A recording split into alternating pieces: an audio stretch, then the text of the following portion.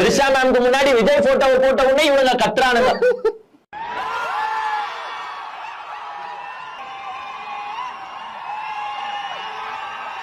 அது எப்படி தெரியுமா? எது கத்துறானுங்க தெரியல, எனக்கே தெரியல, சத்தியமா எனக்கு தெரியலங்க. எங்க ஸ்கூல்ல காலேஜ்ல எல்லாம் பாத்தீங்கன்னா ஒரு பொண்ணு நின்று இருக்கும் போது அவன் லவ்வர் கிராஸ் ஆனா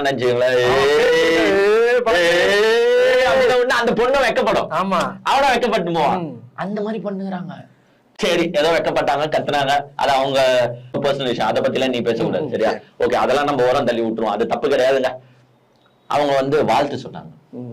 Good luck on his new journey. அவருக்கு என்ன ட்ரீம்ஸ் இருந்தாலும் they should come true because he deserves it. Vijay sir வந்து என்ன நினைக்கிறாரோ அது நடக்கணும் அப்படின்னு சிரிச்சிங்கனே இப்படி இவங்க ஒரு பேட்டி குத்துன்னு இருக்கச்ச.